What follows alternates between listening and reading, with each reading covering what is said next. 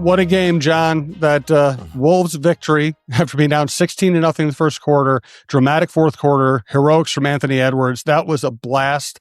So much fun to see that arena rocking like that. Let's get to that game, what it might mean, what's ahead for the Timberwolves here on the Jon Krawczynski Show. He's Jon Krawczynski from The Athletic and TalkNorth.com. I'm Jim Souhan from the Star Tribune and TalkNorth.com. This is our basketball show at TalkNorth.com. If you like the show, please subscribe to your favorite podcast app. You can find the show on YouTube or via audio. We're coming to you from the Aquarius Home Services studio, and we're presented to you by Lexus of Wayzata and Maplewood. John, just take it away. I watched the game on TV. You were there. What was that game like? What jumped out about that game to you? Yeah, Jim, I tweeted about it, and I do think it's like right in the running for one of the best games of the season, certainly for the Wolves, but even in the league, because, for 3 quarters, the San Antonio Spurs were really giving it to the Wolves. I mean, Victor Wembanyama was unbelievable. The Wolves couldn't hit a shot. Like, they were really struggling offensively, and they just didn't seem to have the right solutions to get around this 7'6" alien that's sitting in the middle of the court defensively. And they just couldn't find the right mix. And then, Wembanyama gets 4 free throws in a row with a Rudy Gobert technical foul, with a flagrant foul, and the Spurs go up 10 with 7.5 minutes to go. And you're thinking, man, they're going to need some stops down the stretch to even have a chance of getting into this. And so what does Micah do? Of course, he puts Julius Randle on Victor Wembanyama, and that makes perfect sense, right? But Julius comes in and just gets really, really physical with Wembanyama, plays the best defense that he's ever played as a Timberwolf for that stretch. And then Anthony Edwards' clutch performance, it just continues to skyrocket. And he made 2 ridiculous shots down the stretch. The place was on fire. It was a full house. It felt like a deep playoff game in there, and just an awesome environment and atmosphere to be in mid-January and have 2 of the best teams in the West slugging it out, and for the Wolves to actually, come out on top of that one. It was a super fun game to be at. Yeah, and probably the most important thing that did come out of that is it felt like Anthony Edwards he's had such a complete game. He's done so much at a young age. He's done so much winning, but you just weren't always sure whether he knew exactly what he wanted to do in clutch situations. And last night, the confidence, we're talking about it because of the results, but the confidence was there. He knew what he wanted, and he got his shot, and he made them. Yeah, that is one of the big nits to pick about his game earlier on in his career, including much of last season, during the regular season at least, was that this was a guy who just wanted it so badly and wanted to have the ball in his hands and make the big shot, that he often made poor decisions in those situations in terms of shot selection, in terms of kind of forcing himself into those moments and kind of doing what he felt needed to be done, but not doing it in the way that it needed to be done. And for those reasons, the Timberwolves really struggled in clutch situations in the regular season last year. This year has been an entirely different Anthony Edwards. Not only is he making shots, Jim, which he's making over 70% of his shots in clutch time, which is absurd, especially for a guard. But you just look at the process that is getting him to the shots that he wants, and it's so much more intelligent. It's so much more in control. He has a real plan almost every time that he is taking these shots. And we asked him about it last night in the locker room. And, and he said that basically, hey, in the final 4 minutes of a close game, give me the ball. I'm taking my guy to the post and I'm operating out of there. And that's what he did with Stephon Castle on the first shot. Was he got to the baseline, backed him down, and Stephon Castle's a really good defender, really strong. And he hits this turnaround baseline fadeaway that is unguardable. It's just frankly unguardable. But he knows that he can make that shot, and he knows exactly where he has to get to be comfortable with that shot, and it worked. And then, the shot at the end to win the game was him dissecting in real time a problem. And it was Wembanyama switches out to him. And he's like, I saw Wemby come out and I'm like, oh, damn, like, what am I going to do here? But he didn't panic and he didn't go too quickly to force kind of a step back shot that would have been contested and would have been a low percentage shot. Instead, he waited, he attacked, got a little screen from Julius Randle, got around Wemby just enough, and then floats this scoop shot up over Luke Cornett off the glass. That is just the kind of play that there's no answer for that shot as a defense. Like, so in the past, when he had success with clutch time shots, it was usually this wild kind of step back contested three that was amazing. It was just like a great shot, but it was kind of like, well, the defense will live with that. Now you're seeing him get to these shots that are equally unguardable, but he's doing it in a way that kind of injects more hopelessness into a defense, because it's just like, we don't know what to do with a play like that. And so to see him ascend to that type of thinker in those moments was kind of like the last plateau that he had to reach. And now, Jim, like, it's not hyperbole to say that he is entering the MVP conversation. When you look at Jokic with his injuries, when you look at, Shea's been amazing and the Thunder are having a great year and he's probably the front runner. Giannis, the Bucks are struggling a little bit. Luka Doncic is not playing as well with the Lakers. You kind of look around at the other candidates, and now, lo and behold, here are the Timberwolves with the best record since Thanksgiving, and Anthony Edwards just doing these amazing things in the clutch that, if this maintains and the Wolves stay in the top four in the West, he's absolutely going to belong in that conversation and make that a discussion all year long. Yeah, no doubt about it. It's fascinating to watch, and you make a great point. I mean, there is an opening there for the MVP, which leads me to the next question: when is Wemby going to just take over the MVP award and win it for 10 straight years? Man, it's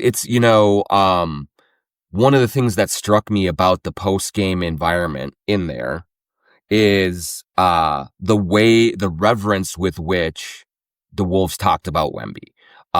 This is a team, Jim, the Wolves, that when they beat you, they usually like to let you know about it. They usually like to rub it in a little bit. They like to kind of peacock and stunt on a team a little bit. There was none of that in the locker room. Certainly there was celebration. Certainly they felt good about it.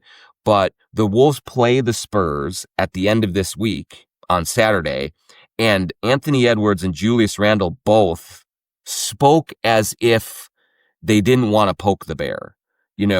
Anthony Edwards was like, look, we got to play that guy again, and he's going to be ready for us. And so there is just this kind of respect for him. And, it really struck me because, Greg Popovich, the old Spurs coach, current executive, kind of really popularized this notion of what he called appropriate fear.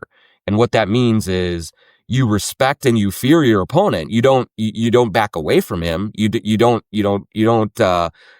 cower in front of him, but you know that he can beat you.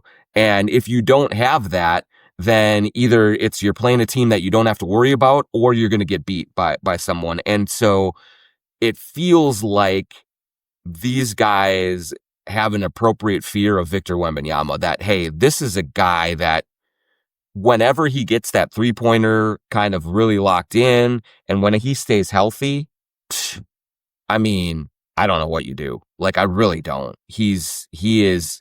It's a race, I would say, Jim, for the next couple of years to get to that title, because it's conceivable that once he rounds into form, like it's just over for several years. So you better win and win now because he's coming, man. And it's unreal. Yeah, no doubt about it. I want to talk more about Ant. I'm not sure what direction to take it at this point. I mean, if he's going to be great in the clutch, if he's going to run the offense, if he's going to facilitate, if he's going to finish the rim, if he can get his 2-point shot off whenever he wants, and he's playing defense. I mean, and he's also getting back on defense. He still might complain, but he's not lagging on the offensive end when he has a call go against him. I mean, what's his main flaw at this point? Yeah, I mean, like there certainly is like a little inconsistency, Jim, with defensive effort. Sometimes he'll miss a box out here and there and give up an offensive rebound, but it's all very small stuff at this point. The consistency with which he's playing, and you hit on it, the way that he is engaging in the little things as well as the big things, the diving on the floor for loose balls, the being really locked into the game plan defensively, and also the ability for him to get his teammates involved more. So the game against the Spurs was a really good example. This wasn't a game where he was getting a ton of shots early on or through the first 3 quarters. The Spurs were doing a good job of trying to take him away and make it hard for him. And so he didn't force himself into the action. He didn't dribble, occupy possessions and just get up shots just to get shots up. He was patient with how the game was playing out. And yes, in the last 3-4 minutes, he was much more aggressive and assertive in going to get the ball and making those plays. But that's all right, because by that time, Jaden McDaniels was in the offense, Dante DiVincenzo was in the offense, Julius Randle, Naz Reid, like everyone was feeling involved and included. And I think that's a really big thing for Ant. And if we want to kind of like steer this conversation into an area that's appropriate right now, I mean, with the trade deadline coming up, the way that Anthony Edwards is controlling games, the way that he is making decisions with the ball in his hands, like I still really do believe it. Like it is reducing the need for a point guard option. I do think that the Wolves have kicked around the Trae Youngs of the world, the John Morants of the world, like those big time names. I don't, obviously Trae got traded, but I don't think it's likely at all that they go and get a big ticket point guard for financial reasons in terms of the second apron but also for the main reason is that Anthony Edwards is the point guard right now. And he looks up to that challenge. And so I think that they would look for another bench scorer, certainly another ball handler to have and help take some of the pressure off. But I really do not think, Jim, that that the primary motivation of the Timberwolves as trade season is upon us is we need to go get a starting point guard to play next to Anthony Edwards. I just don't think that's the case because of the way that he is handling things right now. And that's just a huge thing for the Timberwolves because it gives them a little more flexibility to kind of look at other players and other things that they can do to just supplement their roster rather than to overhaul it at this point. Let's talk about Rudy next and then get a little more into the roster, the depth, whether they do, who could be that extra player they get who helps out with the rotation. But first, tell us more about Lexus, Wayzata, and Maplewood. Yeah, Jim, if you're in the market for a new luxury vehicle, look no further than our good friend Charlie Swanson at Lexus. Whether you're on the west or the east side of the Twin Cities, they've got you covered with 2 great locations, Lexus of Wayzata and Lexus of Maplewood. Check out the all-new Lexus TX, a spacious SUV with 3 rows of seating and plenty of room for all your gear. Head over to lexusofwayzata.com or lexusofmaplewood.com for details and to find your next ride today. Scott for Aquarius, your authorized independent Connecticut dealer. It's 20 2026 and time to fix your problem water. Time to enjoy spotless dishes, softer skin, cleaner laundry, and say goodbye to funny taste and odors. Upgrade today and enjoy no payments and no interest for 6 months on a new high-efficiency Connecticut water treatment system. Schedule your free water test at AquariusHomeservices.com. Financing based on credit approval. Aquarius, earning the right to be recommended. Also want to thank our friends over at TSR Injury Law, Steve Terry, all the good people we've met over there. Just remember, if you're injured, call 612-TSR-TIME. They will help you any way they can. If they take your case, they won't charge you unless they win your case. They win a lot of cases. That's why they are such a great Minnesota success story. And they are a Minnesota success story. This is a company that started here, grew here because they win cases and they help people out. This is not somebody coming in from another region and pretending and putting on a Timberwolves hat and acting like they're one of us. TSR actually is one of us. 612-TSR-TIME. So Rudy is having an excellent season. Wasn't at his best on Sunday night. Ends up getting the flagrant foul, technical foul, and a suspension. How concerned are you about this trend? Yeah, it's tough, Jim, because, I will say that Rudy's flagrant fouls right now, generally speaking, are not of the lose my cool, Draymond Green variety that would say, yeah, dirty player, and doesn't belong, that kind of play doesn't belong in the league. He got his 5th flagrant foul against the Spurs for a closeout on a 3 on Wemby. He was trying to get out and contest the shot. He was in the wrong and ended up in Wemby's landing area. And so the flagrant foul was an appropriate determination. And that rule makes it more likely that he's going to get another flagrant foul down the stretch. I mean, we are not even halfway through the season yet, Jim. And so he's going to serve a suspension against the Milwaukee Bucks on Tuesday. And then once he comes back, the next flagrant foul he gets is a 2-game suspension.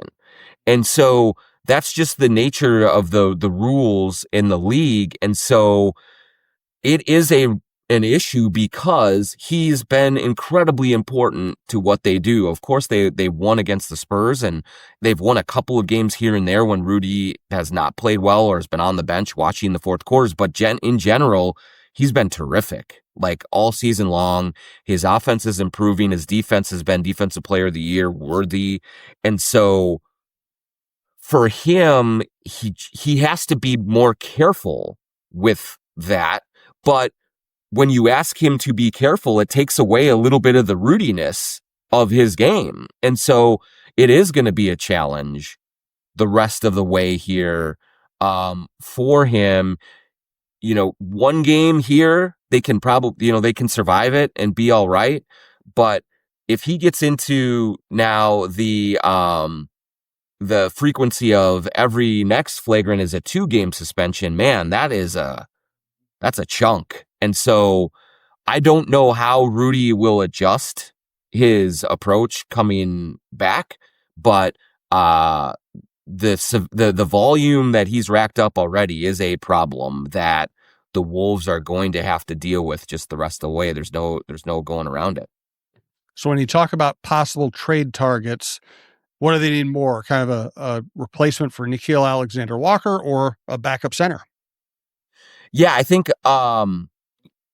what's going to be interesting is, Micah Nori, who was filling in for Chris Finch, who was sick in the game. He had a Micah joke after the game, but it actually was interesting because he said, "Hey, you guys have been asking us about playing Johan Beranger, and now we're going to probably have to play him on Tuesday against Milwaukee." So in some ways, it's going to be enlightening one way or the other, assuming that Beranger does play, is let's see what the kid looks like. And, Milwaukee does like to play big with Giannis and Miles Turner and, Portis and a bunch of those guys. And so if Beranger holds his own in that spot, maybe you don't have to be as intentional about going out and adding a backup big, even though I think that it might be a good idea given Rudy's situation. I believe that wing scorer, ball handler kind of, bench boost is probably the biggest thing that this team needs right now, because Bones played really well last night, and has shot it well the last couple of games. It would be nice to have a third option with him and Naz Reid, so that if either or both of them are having a tough night, your bench isn't just sunk. And ideally, that was going to be Terrence Shannon Jr. Ideally, even Rob Dillingham could have come off the bench here and there and given you 10 points in 14 minutes. But it doesn't look like that's happening anytime soon. Terrence Shannon Jr., it was announced on Sunday that he's going to continue to be evaluated with his foot injury. There's no timeline on it, but it just doesn't seem like that is clearing up really quickly. And so I think that if I were Tim Connolly, I would be looking for an Ayo Dosunmu from Chicago, maybe a Kobe White, maybe, I don't think it's Malik Monk, but, some kind of wing guard off the bench who can handle the ball a little bit, who can score and give you some points, and ideally can play a little defense. And, that's a small needle to thread, but I think that should be the priority over the backup big and over a point guard. Would Luka Garza have been of service, and was there an opportunity to keep him under their financial constraints? So there was an opportunity for under the financial situation, just because he signed a minimum deal with Boston. But I honestly, I feel thrilled for Luka Garza that he's playing so well for Boston. I just don't think it was realistic that was going to happen here. And Micah Nori spoke about this with Johan Beranger before the game on Sunday. He said, with Naz Reid, Julius Randle, and Rudy Gobert playing as many minutes as they do, they play about 96 minutes combined. There just is no room for him. Now, yes, if they would have held on to Luka and just waited for an injury or waited for a suspension to happen, he would be a better option right now, because he's a little more veteran. He's grown up. He's played a lot of basketball, and you could use him not in a defensive way, but certainly in a come in and fill that spot in your own way sort of role. But they did right by Luka Garza in letting him go somewhere else, because you could not guarantee this. You could not foresee that Rudy was going to have a bunch of flagrant fouls and you were going to need a backup big that way. Certainly you could anticipate that maybe someone would get hurt, and so you want insurance, but they had already drafted Beranger by the time they made the decision to let Luka Garza go. And so it went draft and then free agency. And so I think that they looked at the situation and said, Luka deserves to have an opportunity to play somewhere. And so they did. They let him go, and now he's in Boston. He's shooting 50% from three, and he's getting every offensive rebound there is. And so it's really good for him. But if he were here this year, he wouldn't be playing at all, except for, Tuesday against Milwaukee or something like that. And so, the Wolves did the right thing by letting him go, and good for Luka for taking advantage of that. Good for the Boston Celtics for recognizing his talent and putting him in a position to succeed, because it's been a great story so far. Last ad break. Let's take care of the people who take care of us, and let's start with True Vision Institute. True Vision Institute in Bloomington. I've been telling you about it for a year and a half now. As you see, if you're watching this on video, I do not have glasses anymore. I don't have to mess with contacts anymore. I got LASIK surgery at True Vision, and it's one of the best things I've ever done for myself. Go to truevision.com, CHUvision.com, and set up a free consultation. You'll go in. They will put you through all of the paces. They will ask all of the right questions. They will make you feel warm and welcome in their offices, and they will get you to the right vision correction procedures or solutions that you need for your situation. And once you go through it, and if you go through LASIK at True Vision, you will be just astounded at how easy it is to do. Dr. Chu is an incredible presence in the room. He just calms you down and gets you through the whole thing. You're on the other side of it. You use some eye drops for a little while, and you're seeing as clear as a bell. I can see at night. I can see, up close. I can see from far. It's just been so much easier to live life since I've had LASIK surgery at True Vision. So go to TrueVision.com and go visit the good folks at True Vision in Bloomington. We'd also like to thank Shepherd Goods and Lamb Chops clothing line. SGLambchops.com is the place to go for the best casual wear: hoodies, sweatpants, jackets, shirts. I was wearing a Lamb Chop sweater actually to a game recently at Target Center. Got a lot of compliments about that. They are so soft. They are so comfortable. They're super high quality. And the best of all is you see Jordan and Craig from Lamb Chops courtside at Timberwolves and Lynx games. You see them in the community all the time. They are a part of this Twin Cities community. And so why not support a really good local company that is invested in the Twin Cities like Lamb Chops? If you go to a Target Center for a Wolves or a Lynx game, there are so many people wearing Lamb Chops. You'll be on the front end edge of fashion. You go out in the North Loop, you can wear it out there for a night on the town. You can wear them lounging around, watching games at home. Just so versatile, so high quality, and also really affordable. So go to sglambchops.com, use the promo code JONK20 for 20% off anything you get at Lamb Chops.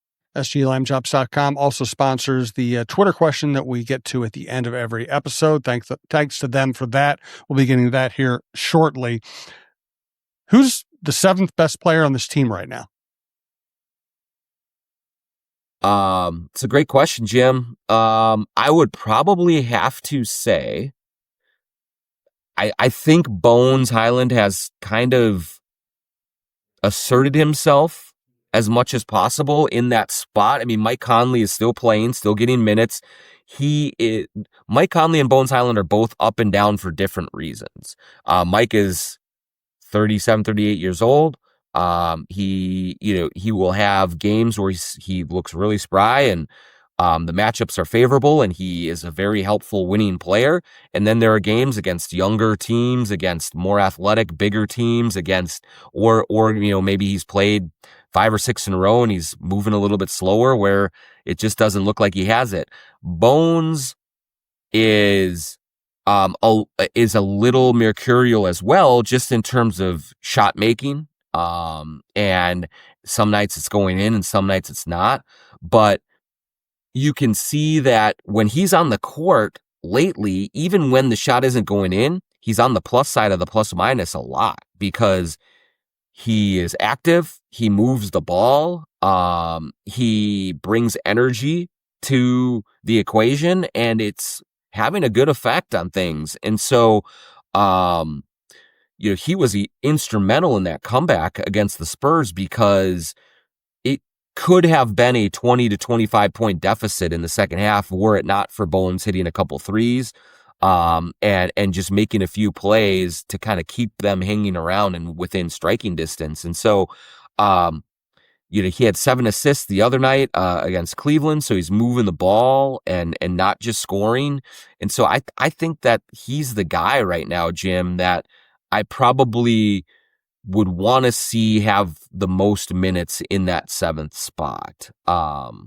And he brings the most upside and the most juice at this point. And there's going to be nights where he doesn't have it and you got to kind of make that decision. But in general, he seems to be earning that spot. And one other thing to bring up about that is he went through a real shooting slump last week and for a few games prior. And I do think that there was a little bit of nervousness about his contract being fully guaranteed for the rest of the season. We got past that deadline last week and now he's locked in for the rest of the season. And now I think that's just one less thing for him to worry about. And so I'm not surprised that over the last couple of games, he started to shoot a little bit better. And so I think it's conceivable that little mental hurdle is gone and that he's going to kind of just be a little more reliable and consistent the rest of the way here. Do you think Micah Nora will be a coach in the NBA soon? He should be. Yeah, he should be, Jim. Chris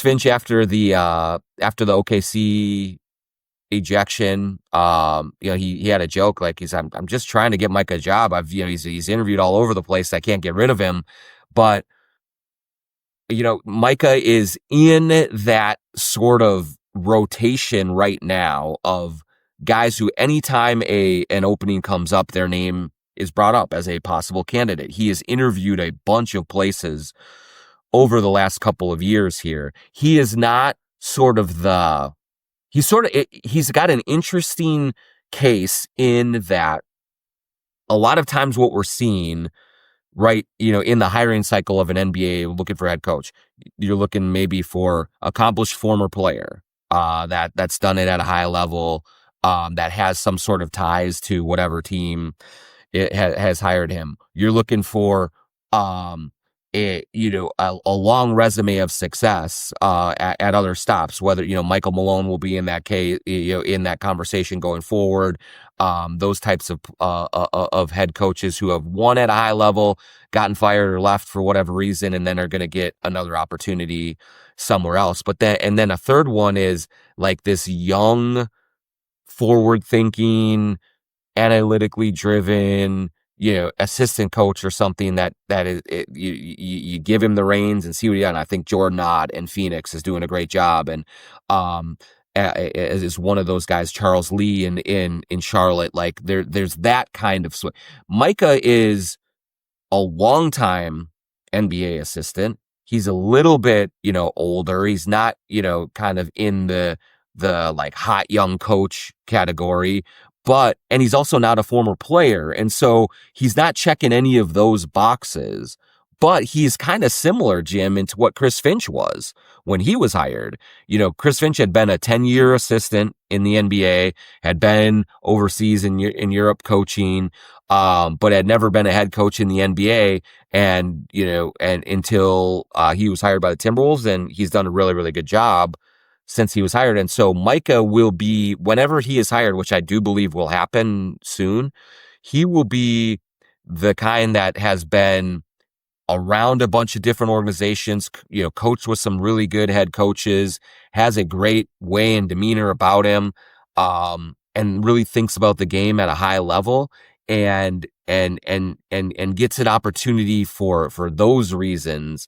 And I just think he's getting too many of these chances to interview that certainly sooner than later some team is going to take a chance on him and going to be very happy with what he does. He's been great here. The more the Timberwolves win, the more his profile will raise and the more opportunities he gets. If Finch keeps getting thrown out or getting sick, these are real good chances for him to really show what he can do. And he made some really good moves down the stretch in that Spurs game to win, to help the team win. And he was great in the Phoenix series and the Denver series, a couple of years ago when Finch was injured, stepping into that role. And so he's just done everything you could ask him to do. And so I do believe that sooner than later, a team is going to understand what he can bring to the table and give him a shot to do this. He's a serious coach, but he has a great affable personality. Yes. Do you think his personality will survive the scrutiny of being a head coach? That's a great question. I would like to think so. It's such a part of who he is, that, it just shines through even in Jim, even in those high pressure situations when he was coaching in the playoffs, when he was, being a spokesman for the team, he maintained that sense of humor, that irreverence to him. And I think it speaks to the confidence that he has in himself. Like he does the TV interviews and says the funny lines. There's some coaches that would be like, look, I'm trying to make a great first impression here. I'm going to be a robot and just say the right things. And Micah is very comfortable in his own skin. And so I would hope that once he does get that opportunity, that he is able to hold on to that, because that's makes him who he is. but you just never know. Like everyone says, when you slide over those 8 inches from that seat that you're in now to the head chair, the crown is a lot heavier, and it has changed people over the years, and it could change Micah if he's in a tough situation, if there's, he goes through a difficult, experience with it. But, just knowing the way that he operates and knowing who he is as a person, I'm not as concerned about that with Micah Nori as I would be with some other coaches who would get their first chance. All right, let's do a segment here to appease those who are still angry that this team loses some games they shouldn't lose, or theoretically shouldn't lose. They lose a noon game on Saturday at Cleveland. To me, it was classic trap game. You just beat them. You're going on the road. Noon games on the road, really weird for NBA players. Sounds like an excuse, but it's also true. And then they know they have Wemby at home the next night. They play pretty well in the first half. They play lousy in the second half. They're also got to a point where they're playing Joe Ingles serious minutes. So when you look at that game, is there justification for being upset about that? Or is that just going to happen? Because, I mean, also, I think Jaden had, Conley was out. Jaden got in foul trouble. You just had it. I felt like that was a game.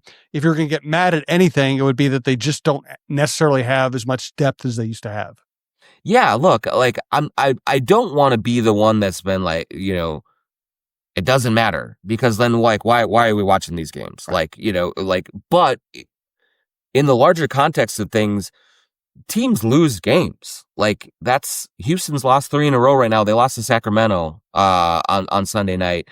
OKC got blown out at home by Charlotte. Like, in an 82 game season, it's just going to happen. And the problem that the Wolves have is that, and I think we talked about this last week, Jim, but like they are Rudy Gobert personified in terms of largely really successful, win a lot of games. In the aggregate, they are going to be a really good team with great numbers and a good record, but their mistakes are ugly. And when they are not playing to their best, it's usually because they don't bring the requisite energy. They don't have that kind of defensive tenacity, and they're not making the hustle plays that we saw against San Antonio, that we've seen a lot lately. And so it looks uninspiring. I am concerned about their depth. I do want to see them add another piece, whether it is Shannon or Dillingham figuring things out and becoming that piece, or they going outside the organization and doing it. I think they need more bodies. I do. I worry sometimes about turnovers, about decision making, about really good defenses getting in and forcing them to be isolation heavy and them struggling through that. Those are flaws or faults that this team deals with. I worry about the Naz Reid, Julius Randle defensive minutes when Rudy Gobert is on the bench. Like, those are real things to be concerned about. And so I think that we need to acknowledge that those things are there and that this team has faults that need to be addressed in one way, shape, or form. But, the Cleveland one is a good example of, there are days that you just do not have it, like in this season. And since Thanksgiving, which is now a month and a half ago, they have the best record in the league. They have beaten really good teams, including San Antonio twice, Boston, Oklahoma City. Like, they've had really good victories in those games. And they are now, I think they're 4th in the West right now, but like they're game and a half out of second seed. Yeah, they're right there. So if you're a fan, have high expectations, like have standards that you want this team to meet. But you're going to absolutely lose your mind if you obsess over every single game in a way that, makes it seem like it's Game 7 of the NBA Finals. Like, it's just, like, that's just not going to be the healthy way to process game to game an entire season. And so they're in great shape right now. They look really good. They look connected and locked in a way that they didn't earlier in the season. They will lose ugly games going forward some. They may go in a stretch where they lose 4 out of 5 or something like that. But I think what they've established now this late into the season, is that they are a talented team. When they are playing their best, they can beat anyone, and they need to be reckoned with in this conference. And so that's a fun position to be in, and it should make for a great second half of the season. I want to thank everybody who listens. Let's get to our Twitter question from sglambchops.com. Yeah, and let's promo code JONK20 at sglambchops.com to get 20% off anything you get there. And so this one comes from Wolves Show Yo. What would you be willing to give up to get a point guard if you think the Wolves even need one, such as Kobe White-Jaw, Trey Jones? Would you be willing to give up Dillingham, Conley? And so we talked a little bit earlier about, maybe point guard isn't the my feeling of their biggest need, but let's just extrapolate it out to either what are you willing to give up in any deal? And I am to the point right now, Jim, where it's like, man, trade Dante DiVincenzo at your own risk. Yeah, I know. Because he is playing so dang well. Even on nights where he's not shooting, he brings the hustle, the grit, the tenacity that you need to go get wins in this, in this league. And he is a bargain at like $12 million. And so I just would be really reluctant, unless you're adding a piece that you just think is, can't miss stuff. I would hold on to him. What other pieces they have? I mean, you do look at Rob Dillingham. Like I do think, like, similar to Luka Garza, they have to ask that question. Are we going to give Rob Dillingham at any point in the next year or so the run that he needs to really, like, make a decision on, can he play in this league or not? And right now it does not look like he's going to get that opportunity here. And so it might be better to look at other options for him before the entire league knows that, he's on the outs here, and you lose any kind of value in trying to move him. So I think, like, you have to look at that. I would be a little bit hesitant about Shannon, because I still think that he can be a really good player, and he's 25 years old, and if he's healthy, I think that he gives you something, but he's another young player that would be enticing for another team to take a flyer on. So I would include him. Mike Conley is a tough one because of everything that he's meant to this organization. I think it would be a difficult look to send him to, say, Sacramento for Keon Ellis, and have him waylaid out there as his career winds down. Now, this is a business. You have to make tough decisions sometimes. But again, that would be one where I would only move him if you are getting to a piece that you really think is coming in that's going to play a significant role in your rotation. And again, I would be very reluctant to do it anyway, just because of what he's meant and what he's done, and that. So, like, it's a long answer to say the Wolves don't have a lot of clear-cut, easy solutions to go get guys. Like, do you want to move Naz Reid? I don't want to move Naz Reid. Nope. Do you want to move Julius Randle? I don't want to move Julius Randle. And so I think that there will be deals to be made, but it's going to be challenging to make them, just given the way that their asset kind of chest is stocked, and the players that will be available out there. So I would just say, like, yes, I think that they are trying to look at deals, and I would even say that I think there's a good chance that they do make a trade before February. It's just not, I would be very surprised if it's of the really big variety. I like the Twitter question mentioned Trey Jones. That's a really interesting guy for me. Would Chicago part with him? I'm not sure. But somebody like that, a bench guy who could come in and play some for you for a relatively small price, that's what feels like we're headed toward here. Yeah. Good question. Good answer. Thanks, John. We do appreciate it. John, stay on the line here. We're using new technology. We need to stay with us until we upload the show. Just thanks as always to everyone who listens, everyone who supports this this channel and this show financially. Our sponsors keep us alive. We really appreciate everything they do for us, and they also happen to be tend to be great people too. So it's really fun to work with them. So thank you to everyone, including John. Thanks to our producer, Alex Haugen, for getting us through another show, and we'll talk to you next week.